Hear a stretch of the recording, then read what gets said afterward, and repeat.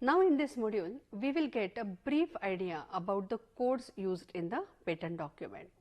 By knowing these codes, we can make out certain things. Here we go. These are a few examples of country code.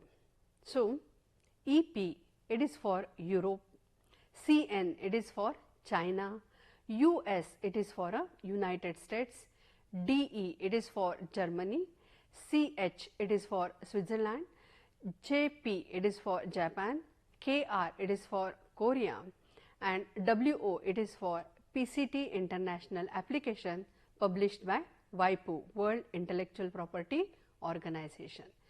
These are the two letters which represent a country. So, only by seeing these two words or two letters, we can get the idea about the patent office where the patent is filed.